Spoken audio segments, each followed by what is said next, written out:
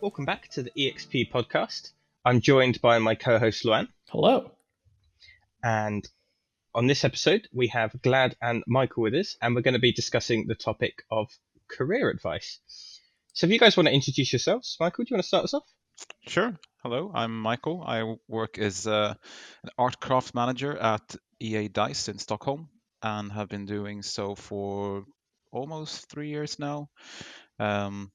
Started out doing different kind of like art stuff, mainly as a 3D artist. I've also worked with a couple of different game educations and things like that in the UK, and then moved back a couple of years back to join DICE. And yeah. Awesome. And Glad? I'm Andreas Glad, and I have a career, I think. I'm an effects artist at Embark Studios, also in Stockholm. I've been doing effects for, don't want to think about it, but 13 years, I think. Been doing it at a couple of different studios. Tried to get out of games a couple of times, but realized that games is way too much fun, so I'm staying now. I've stopped trying to escape. I also worked at DICE a while back, and I've worked at Codemasters and Eurocom and a bunch of stuff. So you guys briefly touched on some of your past there, but how about to start us off, do you want to go into a bit more detail about how you guys got into the game industry? So perhaps your first jobs or where you initially kind of like started off. Shall we start off with Michael? Sure. So I studied like art or game art at a vocational school in Sweden, north of Sweden, and did my internship at a studio called Fat Shark here in Stockholm as well.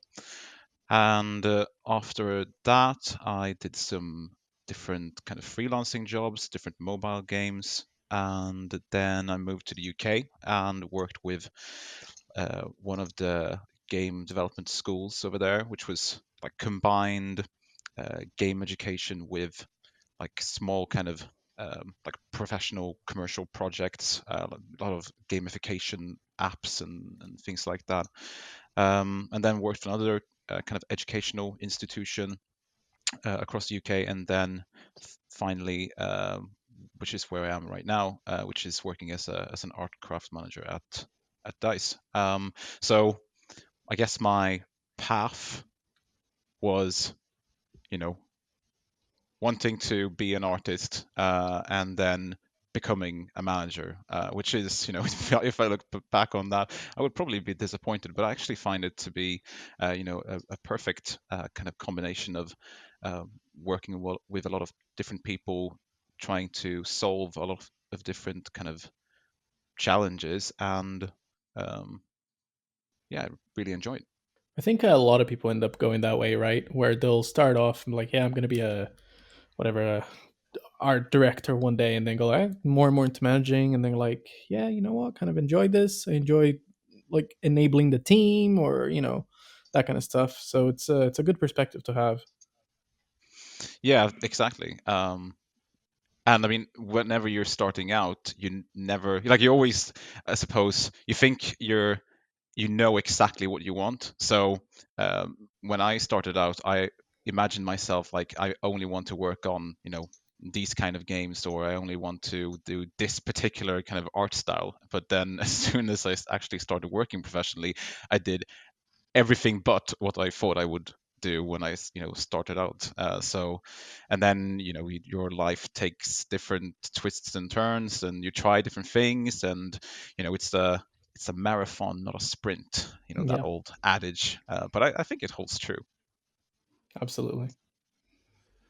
Mikael, were you at PSQ? You said a school up north. Yes, I was. You're the enemy. You're going to have to drop out of this now. No, I'd like to settle this in combat right now. Okay, bring it. So you were at Future Games or Game Assembly? So the precursor to Future Games and Game Assembly. Oh yes. But PSQ was around back then. Why don't you take us through then, like how you got to that place and how you left and where you've gone? Natural segue. Yeah, all right. Perfect. We haven't planned this at all.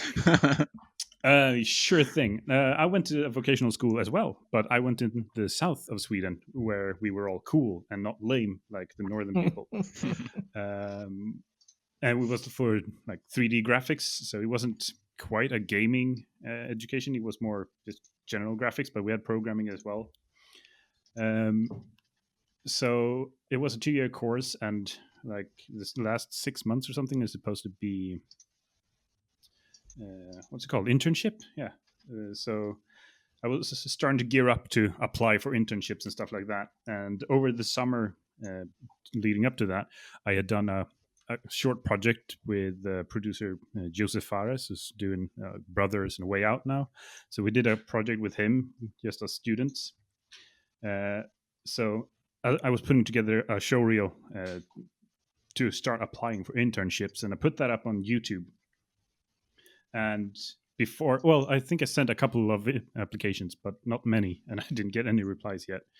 And then all of a sudden, I get a random like cold mail with the subject line "Hello." ...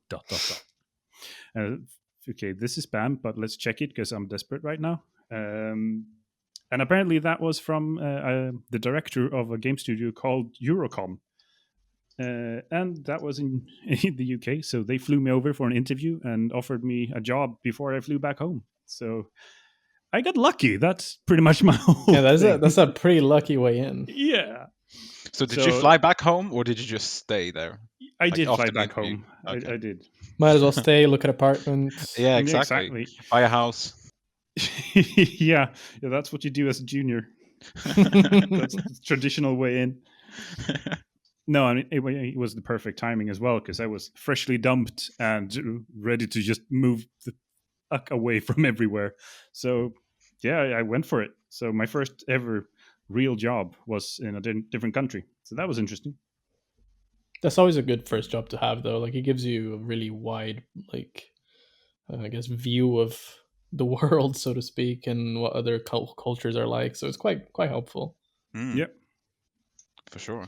No, that was fun. It was a weird studio because we did a lot of like contract work for other publishers. So I worked for like a bunch of different giant publishers, and that meant that the games were quite varied.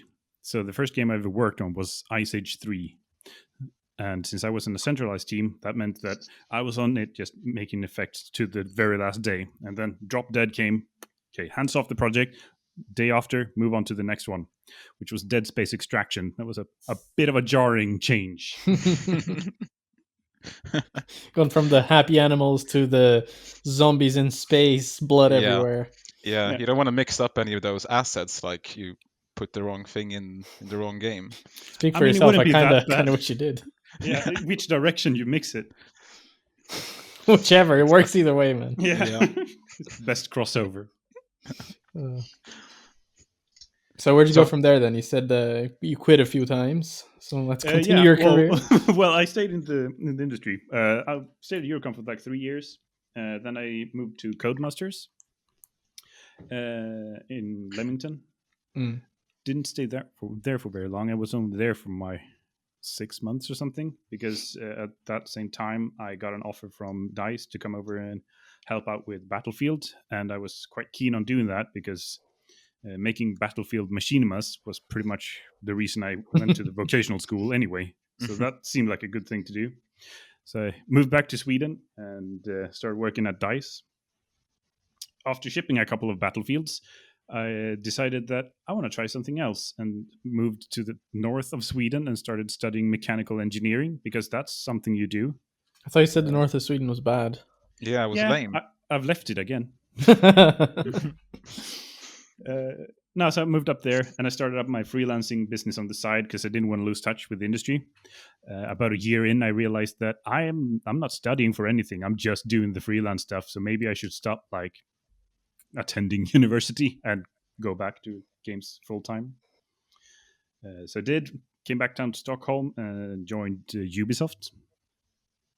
And then I stayed there for a couple of years. And this is like 2-3 years, or no, a year ago or something like that. But 2 or 3 years, the last few years, real time within film has started to become more of a thing, and I was really interested in that. So I joined Goodbye Kansas, which is VFX house, so making trailers and stuff like that. So I wanted to see how far can you push real time when you don't have to make it run on a platform that's 10 years old. Yeah. So I tried that for a while and realized that that's no fun. I like the challenge of making it run on a platform that's 10 years old.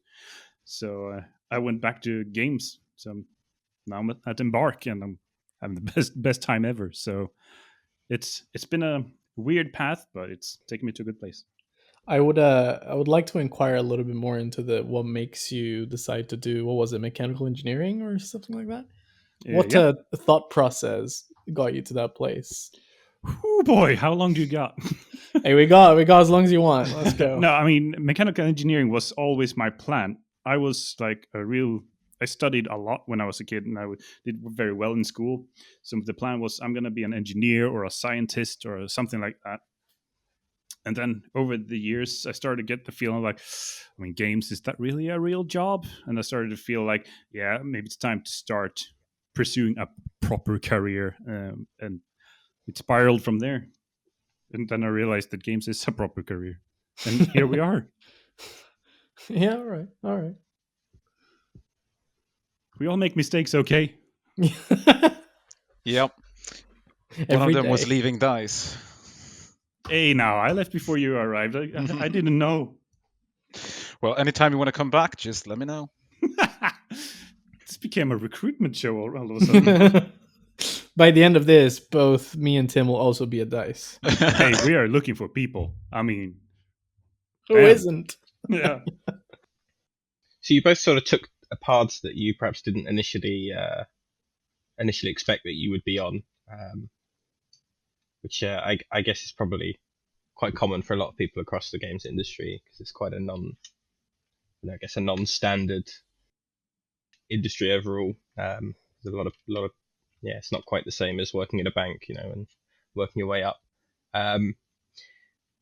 No, exactly. And I think maybe it's one of those industries where at least I've seen a lot of people move up to, maybe senior or director kind of roles, only then to move back into more production focused roles, because they realized, climbing this kind of career ladder actually made me maybe go too far away from what I really enjoy doing. And I think that's really interesting. Like, I don't know too many other industries where that's the case. A lot of other industries, at least to my knowledge, are very linear, and you have this ladder to climb, and climbing the ladder is, it's expected, and that's, I assume, that what most people want. Whereas within games, seeing as it's creative industry, where it's not, of course, to some extent it will be about money, because you need to be able to survive, right? And then maybe you also then want a bit more money because it's nice, but then at a certain point you stop caring about it, or at least I think some people do, and then it becomes way more about just doing exactly what you enjoy doing. And for some, it probably is like that throughout the entire career, and maybe the financial kind of considerations have never been that much of a consideration. But I just find it quite interesting how some people move between those kind of levels of seniority fairly frequently. I think that's a thing that you really got to finally balance, right? Whether you have enough savings for whatever it is that you want to do later in your life, or maybe you just get enough that you get by, but that's all right with you. I think everyone is so different in that situation. But from my experience, I've mostly met people that have always wanted more money, right? And then they, like you said, you get more money, you get more responsibility, and you end up maybe in a role that you're just, it almost becomes that, I guess, job that you do for the sake of it, for the money. It's no longer a job that you're doing for passion, right? Because I guess games is very much a passion industry. But I wonder where I think if a lot of burnout comes from that kind of stuff, right? From you wanting more and more and more and more money, and going less and less and less into the career that you really kind of wanted to, and you just end up burning out, and it's a bit of a hard thing to balance. That is. Oh man, I'm so the other way around. I don't care about money. I mean, as long as I have what I need to live and be comfortable, I'm super happy. But I've been jumping up and down like a JoJo in seniority. Like I got my first senior title when I'd worked for like 3.5, 4 years. That's no time to give someone a senior title and put them in Excel. I mean, that was just a bad move for me. That was also one of the reasons that I didn't stay at Codemasters, I think, because I ended up in a role that was too far away from just making effects, which is what I want to do. But have you found that senior titles are more, like you said, because you brought up Excel specifically, right? So I'm assuming that that's your precise experience. Have you found that a lot of other senior titles are like that, or is that sort of just your circumstances in that situation? Yeah, I find that it tends to trend that way. I mean, it's not what I ended up in was more. I don't know. It was early in a project, so it was almost more of a lead / pre-prod sort of a role. But a lot of senior responsibilities does become more planning oriented, even though most of it might be on a lead as well. Yeah, totally agree. Yeah, I definitely find that the sort of leads tend to be more on the sort of Excel train, the schedules train. You know, hey, dude, let's have a call about your schedule. Sure, let's go. I got art to do, but no problem. You know, yeah. Yeah, and the bigger the projects, the bigger the teams, the bigger the company, often the more meetings and the more planning and the more schedule you'll need to have as well. So it's, I think, important to consider that when you are thinking about your career. If what matters is the title, then you can end up being disappointed with something that you find that really, this is a good title, nice title to have, being a lead or a director or whatever it can be. But that it doesn't just mean that you are, somehow you've proven that you're really good at doing whatever it is that you started out doing, and here we want to reward you for doing a really good job, so here you take a nicer title. It's also going to come with a completely different kind of responsibilities and job duties as well. So I think you should consider that when be careful what you wish for, essentially. Mm-hmm. Yeah, absolutely. And titles mean such different things at different companies. I Yeah. think I'm trying to recall, and my path was junior to artist to senior artist to associate artist, back to artist, up to associate lead, and then I took some time off to lead, and now I'm back to just artist. So it doesn't matter. Titles Yeah. are just meh. Yeah, 100%, man. It's as long as you're doing your art and as long as your efforts are being recognized, Yeah. right? That's all that matters. Yeah. Well, I went from intern to freelancing artist to manager to manager. So, and I had no idea what I was getting myself into. I was just like, yeah, this is a job. I've got a job now. This is my title. Okay. I'll do what I can and do my best. And then somehow got another job, same kind of, responsibilities. And then it's like, how did I end up here? But yeah, life is strange. That's that you can't say that. It's copyrighted by Don't Nod. Well, I've been sponsored by them. Okay, we're all good. Podcast sponsored by Don't Nod. I think it can happen a lot where people fall into a position.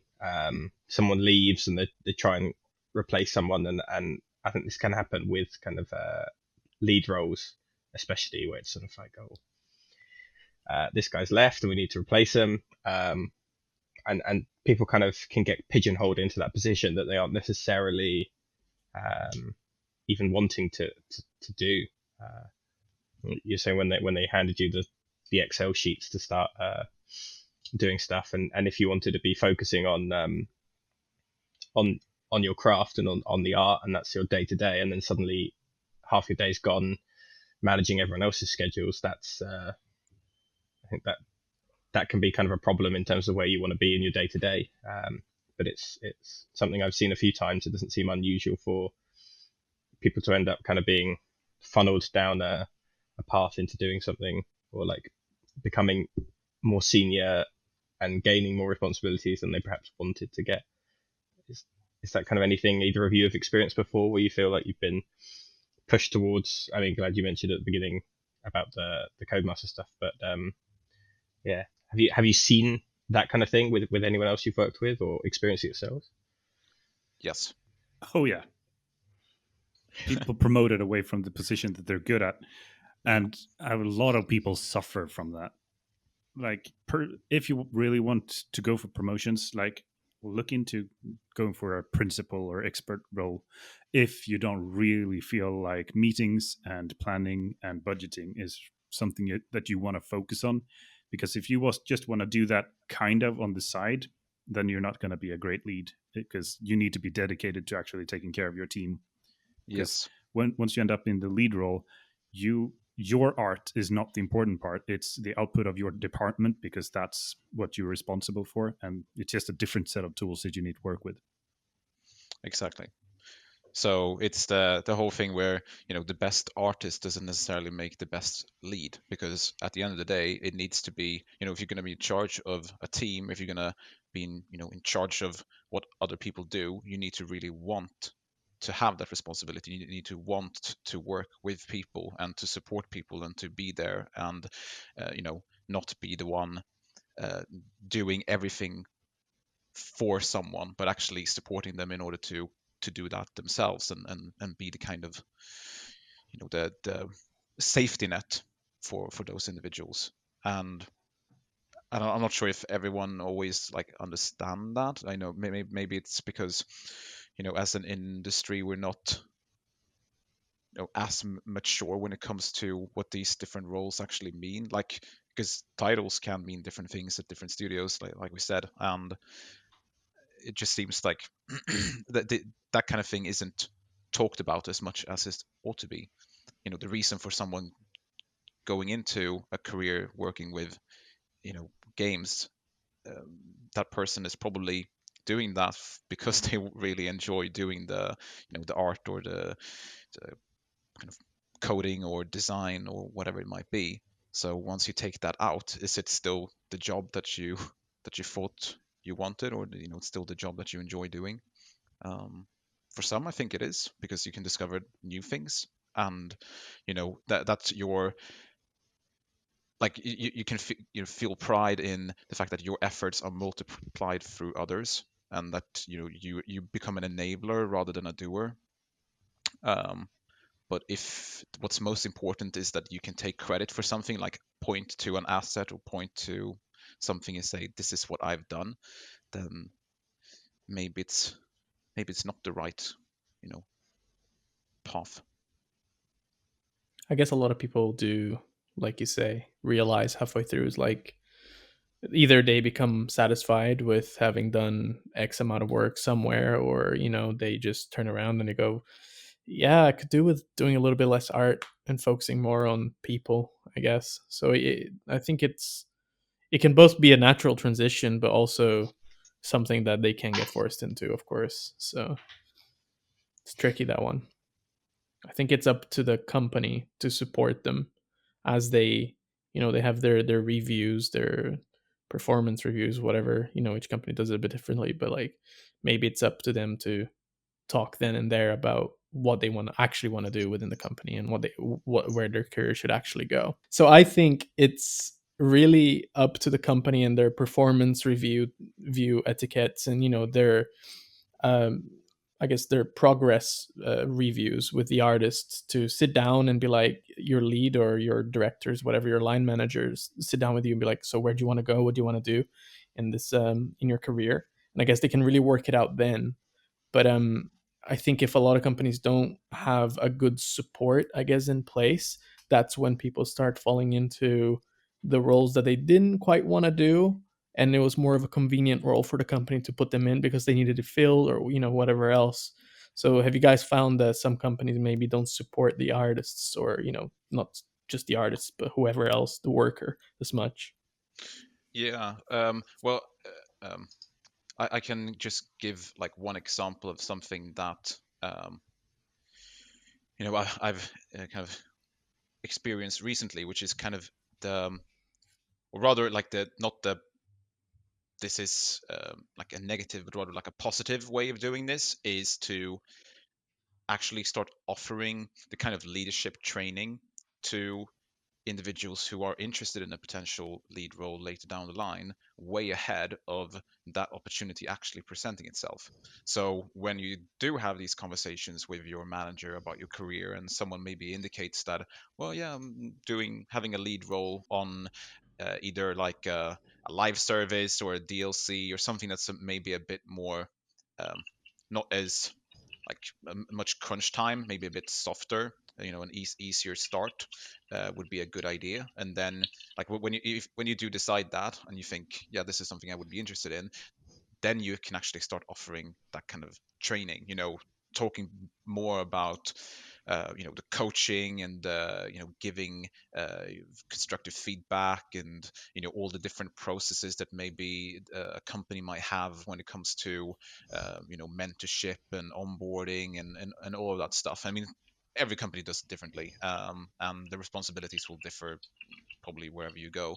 But I think doing that, it then becomes less of a shock to the system when you do start facing the real realities of being a lead, and you actually feel a bit more prepared, but you also feel like you're not just being dropped into like a really deep end of the pool, which I think is the case for of course not everyone, but I'm sure a lot of people have felt that way, that they didn't realize just how tough it would be, and it just feels like, oh, this sounds like a great opportunity and this sounds really fun, and then all of a sudden, like, oh shit, like I did not think it would be this difficult. Everything that needs to, all the meetings, all the planning, all the scheduling, all the searching for answers and finding solutions to problems, and taking all that stress and be having acting like that shield between the artists and producers or Yeah. project managers or whatever it can be. So actually getting that support beforehand, not only does it make people probably more willing to take on that kind of role, because they know there's like they will get support ahead of them actually facing the line of fire, but it actually then does prepare you as well. So yeah, you need to want people to want to do this, otherwise Yeah, it's not going to exactly. work. I mean, I sort of agree. I agree that there should be support and you should get lead training and all of that. But at the end of the day, who knows what they want? I mean, you don't know if you're going to enjoy the lead role until you've actually done it. So I think it's more important that this is a company supports you to try it out and just have a feel of it. Like, is this something for me, and can I develop further and get lead training and all of that stuff? But even more importantly, if I feel that no, this is not my thing, I just want to make really cool art, then that should be an option to just step aside and take another role. I think that's more important. Otherwise, you'll lose people. Yeah, for sure, totally agree. But say you become like whatever a senior artist, and you are just focused on doing art, and you're having a good time, and you love the company and you love what you're doing. But where do you go from there then? Like, if you still want to progress and you still want to have more responsibility within your art, whatever it may be, um, do you just then, I guess, accept that this is your role now and it's about as high as it gets, and you just gain more money each year? Or do you then have to jump ship to find, I guess, if you're looking for that extra satisfaction or extra career progression within just making art, like for example a principal artist, right? Yeah, but I mean, lead is just one of the forks. Like at senior, it does fork. So you can go into the management side, or you can just push through to expert or principal, whatever you want to call it. Yeah. And if your company doesn't have that, make them add that track. I mean, Yeah, it that's fair. sucks losing really good artists, so it's better to make sure that you have a progression for them in place. If that sort of thing is important to your artist, I mean, make sure that it's there. You need to support that sort of thing. So Yeah. that's on the company. And if they won't, I mean, go somewhere where they do. Just, Yeah, but I think even then, with those kind of career levels, you have the classical, you have the lead role, and that can then often go into more like a director role, and then you have the kind of the senior role, which is more based, still like a more production based role in a project, and then the next step from that, at some companies they have that kind of principal or expert role. But then depending on the company, that role can be more about doing benchmarks and pushing the workflows and the pipelines for your craft, and documentation and knowledge sharing, and setting examples of what other people should be doing in the future. And even that, even though that might be a perfect kind of mix between the two, that can also maybe take you to a far away from working in a project, because then you're kind of detached from the you see everyone else around you in the projects working on the really cool stuff, and maybe you think researching this or pushing this particular thing, maybe that's not exactly what I want to be doing. I want to do more like, I want to do just hard surface modeling, but maybe the responsibilities for that particular role is more broad. So it's I think again, like it boils down to understanding what the role actually implies, and what the expectations for that role is, and make sure that you're okay with that as well. Because in our heads, I think we can make up these roles to like, this sounds awesome, I want to be the captain, and then you realize like being captain, actually that's not that much fun. It's just responsibilities, and it's way too serious now. So yeah. yeah, and I mean, career progression is great if that's what you want, but you have to know that each role that you progress through will mean a different set of day-to-day tasks. And it's fine not to want to change that. If you found the perfect role for you, you're doing exactly what you want, I mean, stay there. There's nothing wrong. There's no, you're supposed to be progressing through this and this. I mean, it's many years too late for that. You're going to change companies. You're going to do weird career changes. If you found something that makes you happy and you make enough money to live comfortably, stay. Yeah, I mean, that's good advice if I've ever heard it, to be honest. Yeah, the grass isn't always greener. It's just a different shade Absolutely. of green. Have companies been happy to let you do that though, or have you found like there's been kind of a pressure to try to get people to advance further and kind of go up to that next role rather than staying as, if you're at a senior level, are they trying to push you to take on more responsibilities, or are they kind of happy to let you almost coast at the level that you want to be at? Don't know. I've naturally progressed, taking more responsibilities. I mean, I've stayed within the same title a few times and just kept doing more and more things that I found interesting and enjoyed.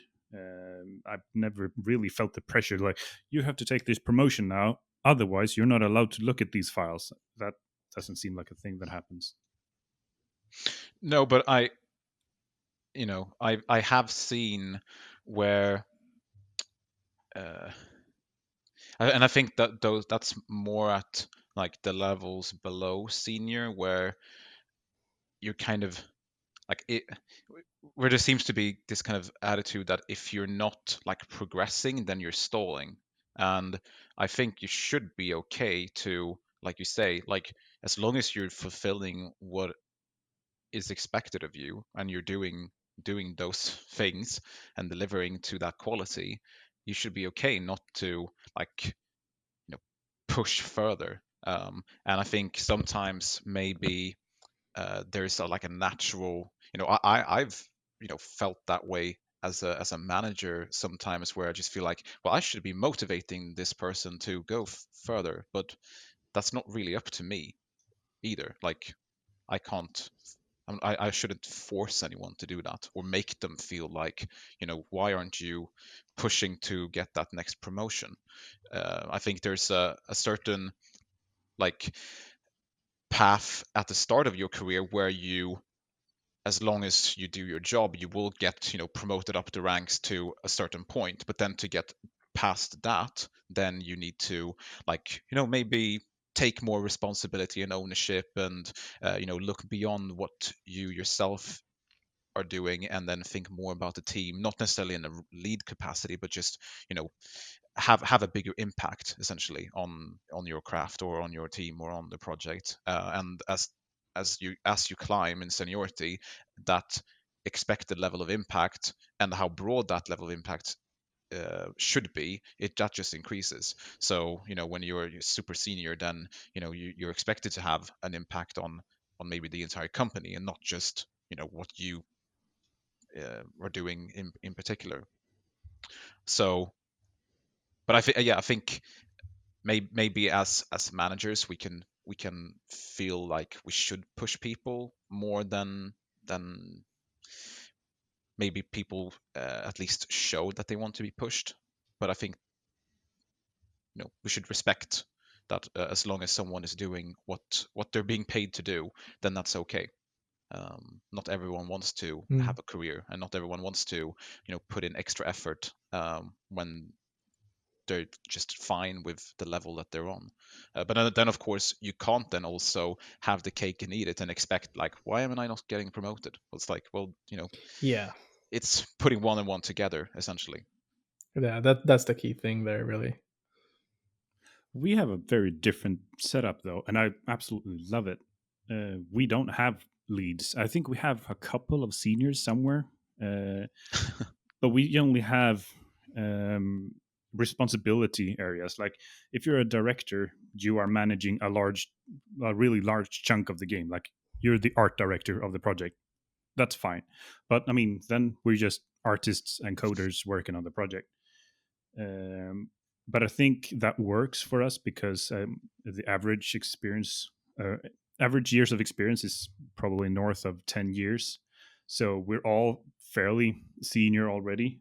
So we don't really have that pursuit of, I need to advance, I need to go to the next level. It's just, we want to make cool stuff, and that's what we do. But that, I guess, depends on the project as well, right? Or I guess projects or whatever the hell the company's doing, right? I don't know if you find that the current project you guys are working on lends itself really well to what you guys just want to do. Just like, hey, just want to make some really cool stuff. But I guess for a more seasoned, like 20, 30-year company, they have that process, that machine that churns out the game, and people have their very specific roles in that machine, right?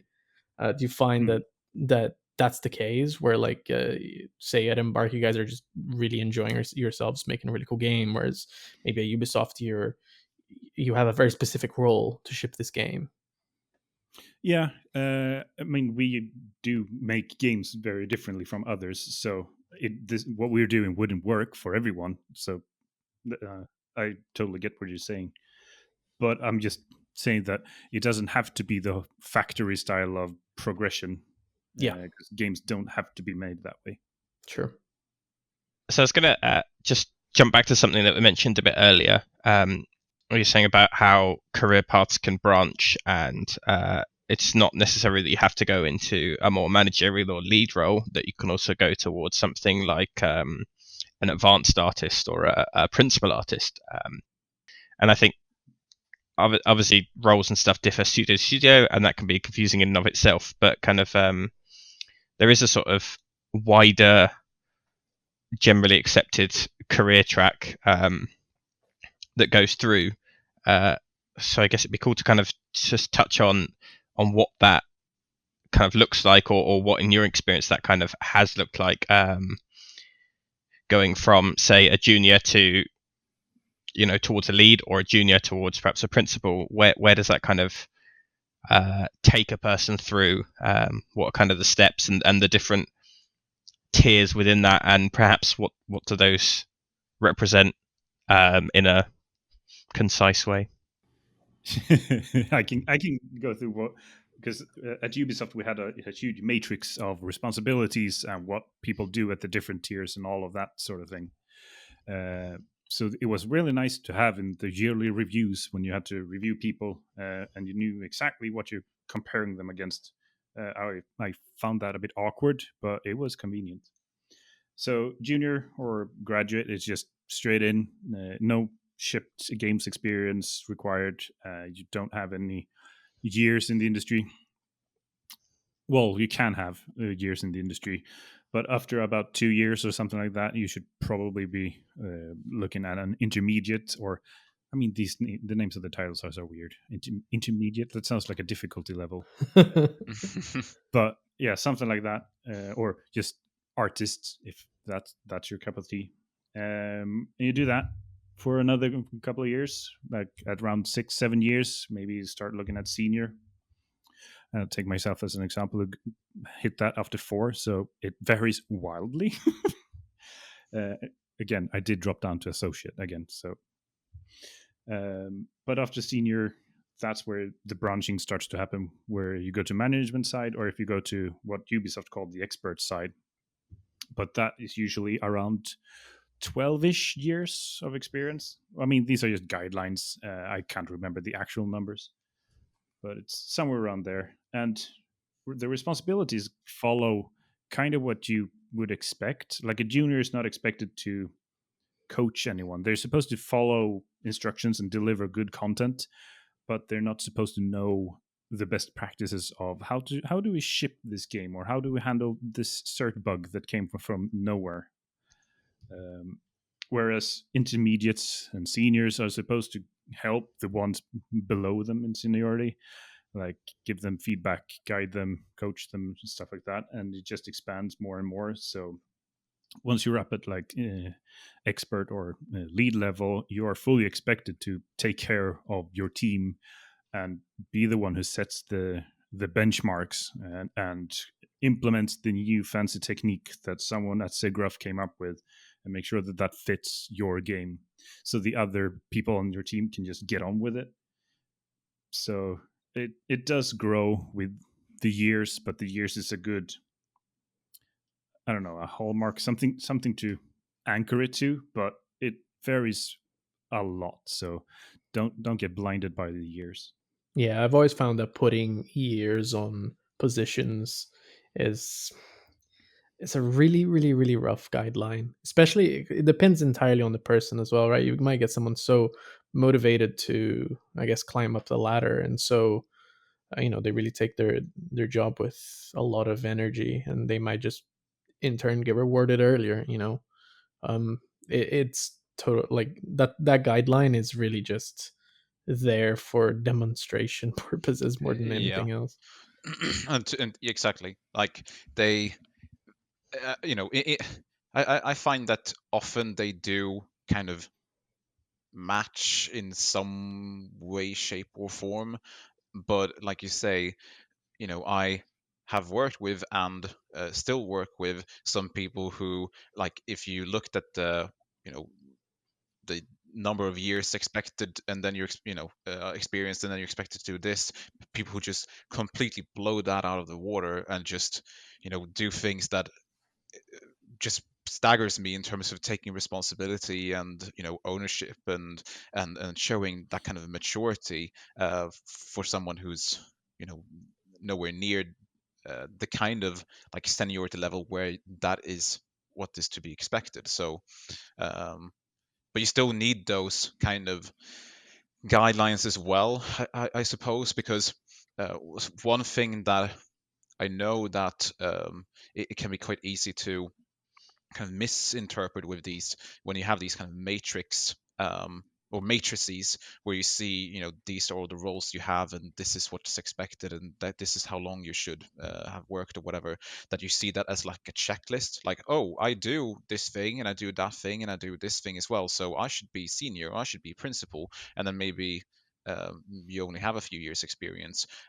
But there's also the kind of like butt in seat sort of time as well. Like you need, just because you can say like, if the matrix says you should be holding art reviews or something, and that's like, yeah, well, I've held one art review, or I do, that's like, yeah, that's awesome. But there's also like the consistency behind it.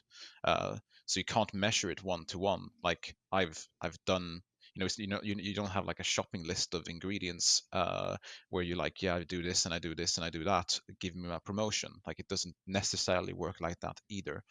Hey, have you been in on my like one-on-ones years back when I was a cocky bastard, feeling like, yeah, I'm hot shit. I'm doing all of this. Why am I not like the president of the company? Yeah, well, I am the cocky bastard right now, so that's why I know so well about it. No, but I mean, I think it's very easy for anyone to do that, where you think like even though the imposter syndrome is very real in our industry as it is in many others. It can also be easy to kind of overestimate what you're doing, because you see everything that you're doing, but you don't see what everyone else is doing. So you're like, but I do this thing and no one else seems to be doing that. So why aren't I on that same seniority level? But it doesn't work like that, and you can't compare yourself either to people, like to others. Of course, at a certain point, maybe if people talk about salaries, I think that's only a healthy thing. We should be a more open, transparent culture about salaries, because that just helps both the company and in the end and the employees. But in comparing like achievements, I think is very difficult, and it's a very, like, if you start staring yourself blind on that, you will only be unhappy, I think. You just have to focus on you and what you do and what kind of value you bring and what the impact that you have. That's the best way, I think, to go about it. Yeah, Or absolutely. you do what I do and swing wildly between imposter syndrome and thinking that you're the best artist in the world. Yeah, I think It's every artist real- does that to a degree. It's so good for the mental health, man. Oh boy. yeah, but it's like, I do find this like, it's a very interesting topic, because it's also something that is slightly like taboo in many ways, like talking about like careers, talking about progression, talking about this whole thing. So I think it's very useful for people to just to have someone that you can confide in. Hopefully that can be your manager, if you can have that kind of open relationship to talk about things. Even I think that you should be able to just say like, I'm unhappy with my salary and this is what I want to aim for next review or whatever. And if you can have that open kind of conversation, then I think it helps to set the right expectations, because when you're kind of dancing around everything, then it just creates uncertainty, and that uncertainty is what ultimately is going to be, I think, one of the reasons why someone might leave, because they get a definitive offer from someone else, rather than the like, oh well, we'll see how well you do and it depends on X and Y, and keep working and we'll set new goals and whatnot. And that's really frustrating, will be for anyone. So being able to at least say like, this is what I want, and then you can say, well, this is what's Tough luck. realistic. Yeah, tough luck. Like even if it is getting that answer, at least because and at least then, and you can maybe explain why and how you can get there, and explain the system and explaining the process behind it. At least that kind of transparency, I think, will aid some of the otherwise frustration that people might feel.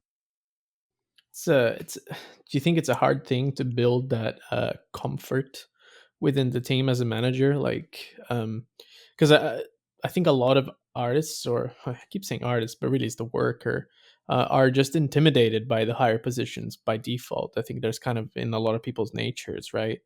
um, building that sort of comfort between the line manager and the worker to be able to just be like, hey, so I want more money and this is what I want. Like, what can I do? I think it's something that maybe is not a lot of companies do enough of. No, and I think it has to do a lot with, of course, it's far less about company culture. Well, I mean, maybe it is company culture because that then has a big impact. But I think it's more the kind of individuals themselves, like both the artist and the manager, or employee and manager, in that kind of relationship, that they feel comfortable enough to have that open conversation. And sometimes, like, as someone who strives to have that transparency with the people that I work with, I'm not sure. I don't know how well I do that. I hope it's not like, if that does happen, that it's not something that people feel uncomfortable with. At least that's not been my experience.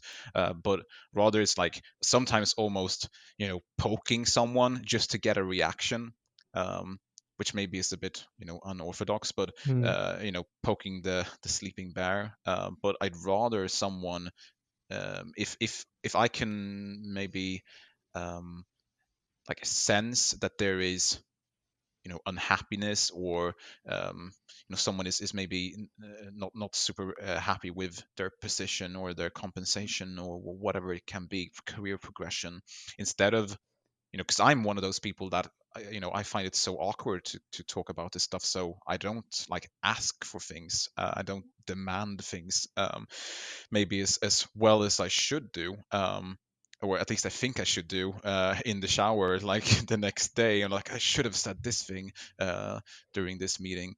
You're being But very Swedish. yeah, like the shower thoughts, but avoiding that confrontation, because I hate confrontation. But then I like to see it on behalf of the people that I work with. Of course, being a manager and having those conversations, sometimes it can be really, really tricky. Like, how do you explain to someone, like, there is a thing like market rates, and you have, like, this is how all this stuff works, and people don't want to hear that, because the only thing you hear is, oh, you're not paying me enough.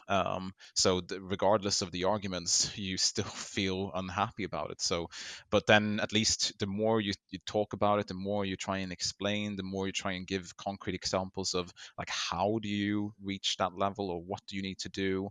I think people you get a trust for both the manager, but also that there is a system. Like, it's not just a roll of the die and then, like, oh, you get 10%, you get 1%. At least that's my experience. Like, transparency. Yeah, I think that's quite important, and it goes really both ways. It goes from the manager to the worker, and from the worker to the manager too. To just be able to just be like, even if it's something simple like, "Oh man, this is going on in my life, and I kind of just want to open up about it a little bit because it's really messing in my head," right? Like, that helps build that relationship as well. But I guess that's putting a lot of faith in people to just be quite open, because I'm man, I'll talk to people about stuff, right? I don't mind, but I know a lot of people that are really, really quite private, so it kind of that kind of relationship is a lot more of a cautious one. It's kind of hard to build, but I think it's quite important to try and be open about things with your manager as much as you can. And not just about money. I mean, when I was at Ubisoft a couple of years ago, some crap happened in my life, so I was quite deep into what was beginning to become a full-blown depression. So I brought that up with my manager, and they helped me get in contact with a good therapist and just get that help and support that I needed. I didn't need money at that point. I didn't need promotions. I needed support, and that's exactly what they provided. So it's so important to have that relationship with them. Yeah, absolutely. Exactly. Like, I don't think you have much to lose, or I suppose it can feel that way before you open up, that you're losing your privacy, or maybe you think you might be losing respect from your manager, or you maybe worry that something will details about your whatever kind of personal situation you're going through, that will come out to others, or it will impact your your career overall. Like, is it okay to say to my manager that I can't do this, or this is too much? Will that hurt me in the long run? Or like, will it is it better just to kind of push on and then hope that everything sorts itself out? I think that is probably something that many people have, the thoughts that a lot of people have had, like, should I say something? And like, no, I'm not sure. This would be uncomfortable. Like, I don't see I would gain anything by being open about this.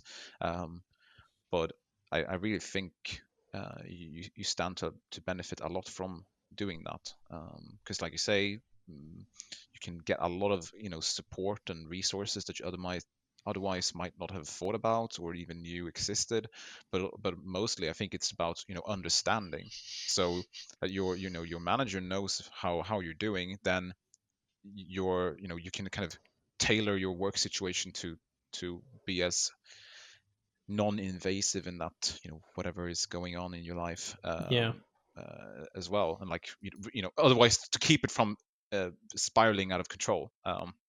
Because I think that's when it comes to like burnout and stuff like that, I think that's one of the most like common signs where like a very common, where you just think like, no, this is like, I'm not being burnt out, I'm just stressed, and the solution to this stress is just to do more work, and you end up just digging yourself deeper and deeper and deeper down in that hole, and in the end, like at the end of it, it's like going to be even more difficult to get out of it. So the sooner you start flagging things, both professionally or personally, I think that's good.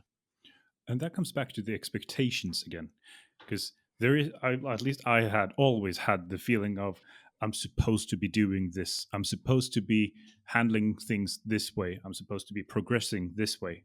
Screw that. I mean, there's no guide for how to have a full-on game career. People have barely started retiring from this industry. It's that young. I mean, screw the expectations. Do what makes you feel good and what makes you happy. Yeah. Oh man, that that advice though, it's such a classic advice, but it really applies. Like, just do what makes you happy, man. Because yeah, and the fact that like your career is so long, and I've always been like, I need to have everything worked out and mapped out, and I compare myself so much to others, like, and I don't really like, I've never been that kind of jealous person, but damn, do I like compare myself to my peers, and like, how old is that person, how much have they achieved by this age? But I know I need to just let that go, because it's really unhealthy, because everyone's circumstances is different. So even though, and also like like the length of your career, if you want to have a full-on career, you need to take better care of yourself and have that kind of work-life balance. But then also, if you think, if you're in your mid 20s or whatever when you start working in games, I don't know, maybe that's an okay average age, or early 20s even, then what, you have like 40, almost 45 years until like normal standard retirement. That's a long time, a lot of years to figure yourself out, or do something differently, or try new things, or get promoted, or I don't know, whatever you want to do.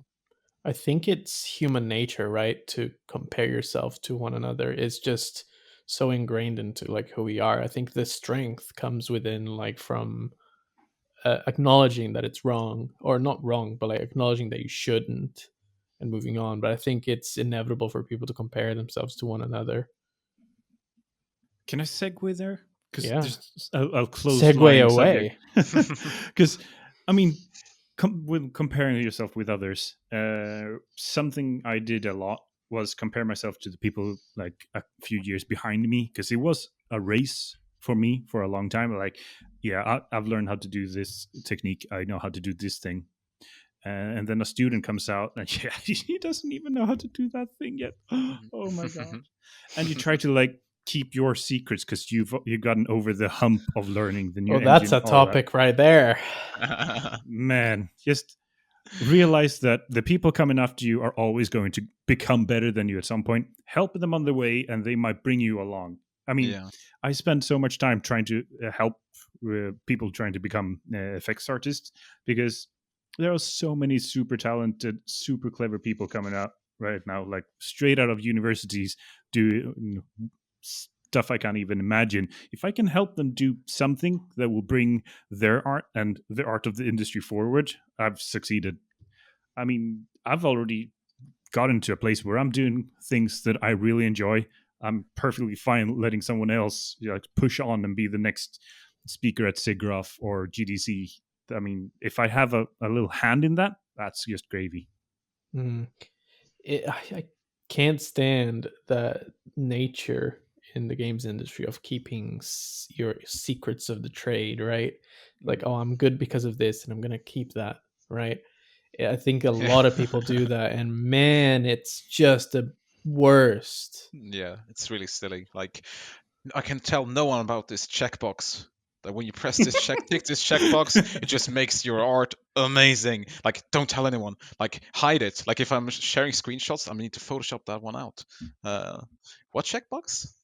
No, like I totally agree. And luckily, like, I haven't seen it too much, but I have seen it. And what, to me, the coolest thing about this industry is like this, like what we're doing right now, and that this spawned from just like us chatting in a community, and that some people, I guess, um, uh, you two and others put together and just shared knowledge, and like, hey, let's get people who are interested in this thing and who want to become better, let's put them in the same place, and let's just share what we know, share our experiences completely.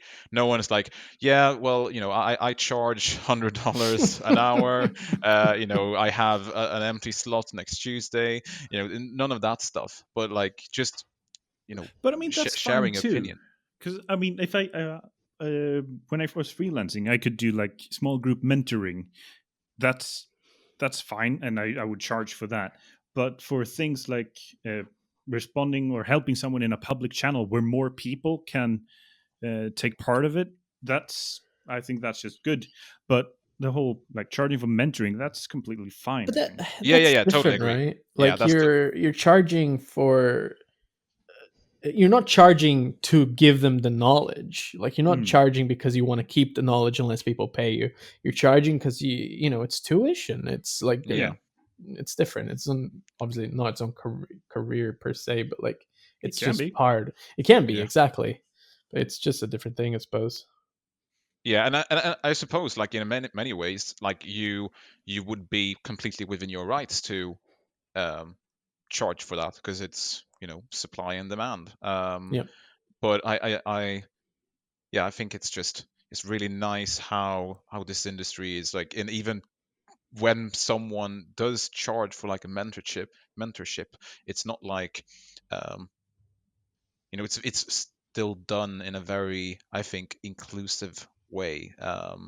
And yeah, I like that. It's very open and transparent community, and a community that strives to constantly improve and like find the next cool way of doing something, and then sharing that, and then that becomes the new standard that everyone strives towards, and then you build upon that, and then you take the next leap. Like, man, we're making video games. Like, just it's not like you're some doctor who's discovered some cure for pharmacy technology thing that's gonna cost the company billions. Like, I don't know, man. Yeah, but you got a point. Doctors really should keep their secrets. They should. No, but like, at the end of the day, like, we're in a career where we're just here to, I think a lot of us anyway, we're here to have some fun. We're making something creative. entertainment. Yeah, exactly. That's all it is. I mean, we might not be the best at doing it. Someone out there is going to take something forward. Why not join them? Can't beat them all, I guess. Hmm. There's the competitive side coming through. Yeah, I don't know what you mean. if you can't beat them, join them. Then beat them from within. I guess the only person you're really competing with is yourself to try and be where you want to be. Yeah. I don't know where I want to be when I grow up. I'm still too young. Hell, I thought about the other day when my father was my age. He built a house. That's madness. Better get on that then. Yeah. Better start gathering the wood. Yeah, I mean, I make fires for a living. Yeah. I saw that meme on Twitter. My parents at 25. We should do a mortgage. Me at 25. Why does this UV map look stretched? And I know like every generation you go through that, and you think like, what were my parents doing at my age? And I'm sure they were much more like adulty. But then I think they were already past UV mapping at that point. Exactly. They were just using UDIMs instead, straight away. But no. Planar. Yeah. But I think it is the kind of thing where what does motivate you, and those are some of the, which I think to some extent, like a lot of companies have these where either it's by HR or your manager, where we have these kind of development plan tools, and I think at first glance they can look like, why do I need, you may be thinking like, why do I need to do this, and it why do I need to write this down, what possible use could it have? But then when most of these, they have like one of those questions where it's like, what motivates you, like what makes you get up in the morning and do a good job, what makes you think like, this is what I want to keep doing. Yeah. Coffee, number one, and then hopefully it should be something else, and trying to actually think about that, and then also think about the things like the antidotes, or like what demotivates you, like, yeah, I hate it when this happens, or these kind of things make me really demotivated. I hate when doctors cure the pharmacies. Yeah, that's horrible. Poor pharmacies. So I think it can be quite useful, like to actually like write that stuff down yourself, like even how redundant you may feel it is, you probably will discover, like you when you start thinking about it more critically, you can actually find some things that you can probably had in your head, but just had it put on paper. Yeah, no, I mean, even if you want to like just keep a diary of things that motivate you and don't, just do it, man. Whatever helps you, and then that does help to put that stuff down, even if you're not directly talking to someone about it. At least you're just acknowledging it. I guess it comes from being able to acknowledge the things that make you happy and unhappy.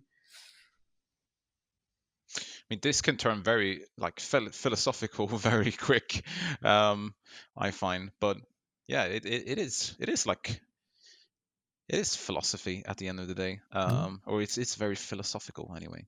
It's life. It's life. It's a journey. Do what makes you happy and work towards more happy. Get more happy coins. I'm so happy that that's the advice we got to after talking for an hour and 10 minutes. It's the most cliche thing I've ever heard. The TTLR. We'll put some really, really nice 80s music in the background, like super motivating as well. Yeah. But I mean, and I'm sure like this is what everyone has been saying for so long, and it's the same kind of advice you give when it comes to like fitness and all of that stuff. But and it's so cliche, like the whole like do what makes you happy, but it's cliche because it's true as well. Like there is a lot of truth in doing that, and I think we're so used to seeing all these kind of career guides and like podcasts talking about this stuff, that it becomes like you just see it everywhere, and it becomes so saturated with these advice, I don't know, slogans, but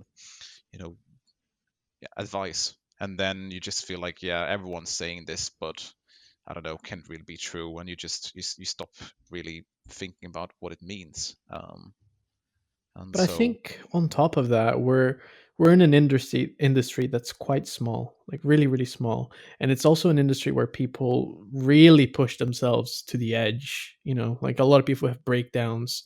Maybe some companies exploit their workers, whatever. But I think it's an industry where that advice is very much needed a lot of the time. So I think it's important to just remember that from time to time. Yeah. No one cares in 20 years what you did like yesterday. I find that sort of thing helps me because everything seems so important right now. Like I need to deliver on this thing or everything is going to fall apart. I don't know what I ate for breakfast 2 weeks ago. No one's going to remember what you did 10 years ago. Yeah, exactly.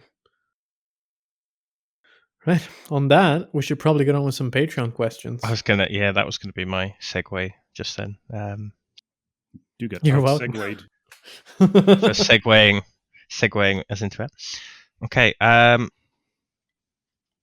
Let's grab. Okay, so we have one here from Andre, and he's got 2 questions, but I'm only going to let him have one. So I'm going to go with the first one, which is, so he's saying that what advice would you have for someone who's in their 40s, but I guess this applies to anyone who's looking to get into the games industry later in life, looking to kind of pivot careers into 3D from something else, whilst trying to juggle a full-time job, pay the bills, study in their free time, and gain experience, whilst it seems like all the entry-level stuff is aimed at much younger people? Stop sleeping. No, I mean, Great advice. Next question. It's an extra 8 hours a day you can get. yeah. This one trick will shock you. Literally, and give you hallucinations as well. Yeah. No, realize that you have time. It doesn't have to happen right now.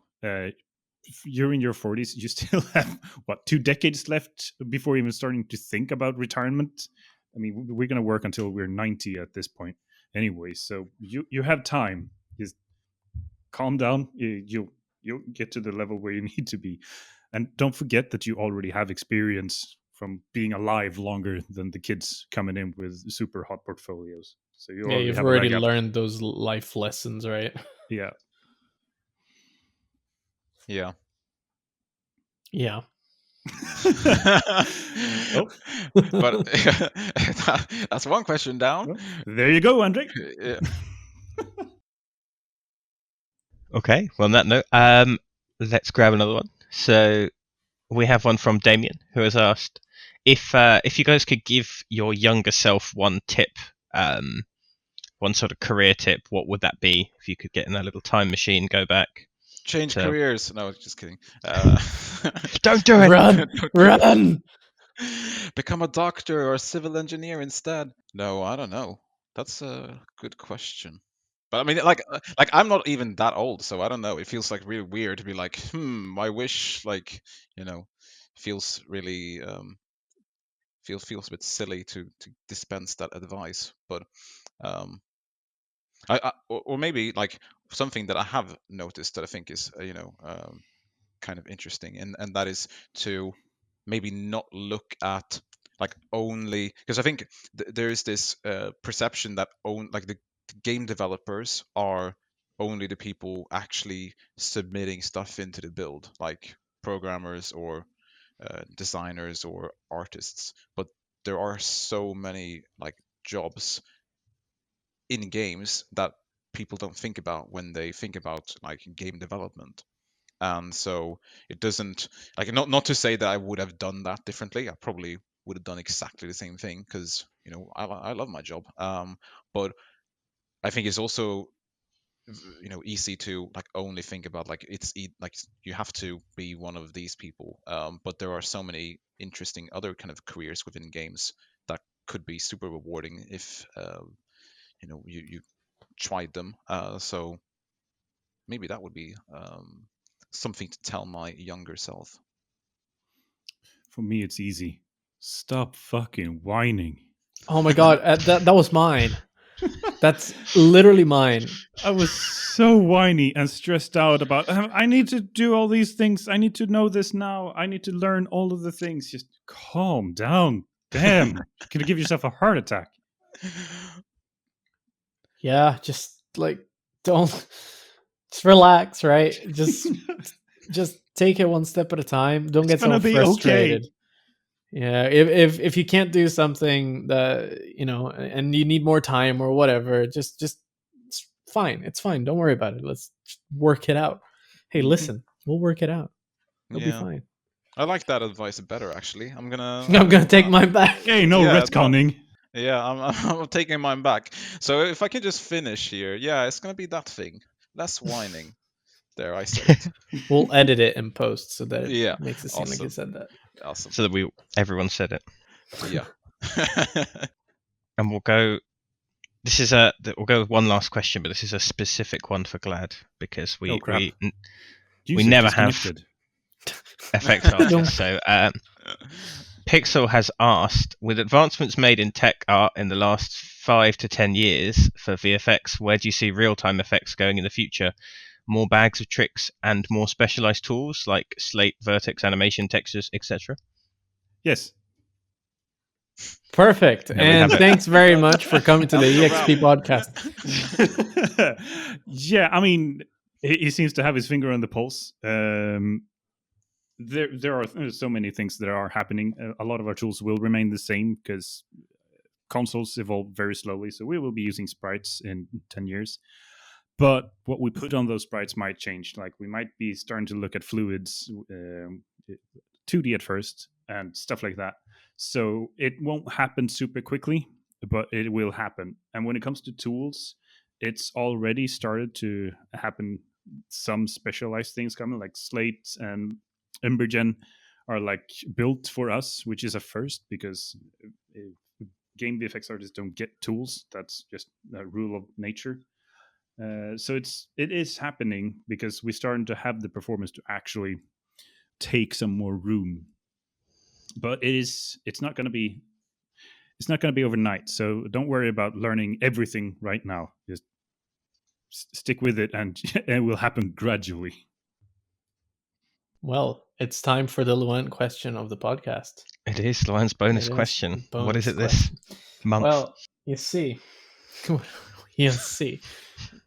I've been thinking about food a lot. I thought it was going to be at pharmacies. And I've been thinking about pharmacies a lot as well. And I want to know what your best food that you've had in quarantine has been. Glad, starting with you. You've been picked out. Oh, crap. Food. I miss food. Best food is probably the pasta from the pasta place right next to me. Unfortunately, that made me super fat, so I would have probably say Huel because it's super quick. You know what? I like Huel. Oh my god, super quick, and I don't have to bother, and I don't get super fat from it. There was a time in the office a couple of years ago where like half the environment team was all drinking Huel in the office for a month. It's still my work lunch. It's so simple. And you put that vanilla stuff in it, it tastes good. Dude, they have so many flavors now. Oh, the chocolate cherry in the salted caramel. Don't make me subscribe again. Yeah. Like and subscribe. Yeah, when that thing came out, I was like, this is amazing. And I just thought, like, how much time can I save by not having to cook anything ever again? All of it. All of the time. Gonna be, like, I'm going to save so much money. I'm just going to drink Huel, like, for every single meal. And then, yeah, it didn't turn out that well. To be honest. And we all know what that means.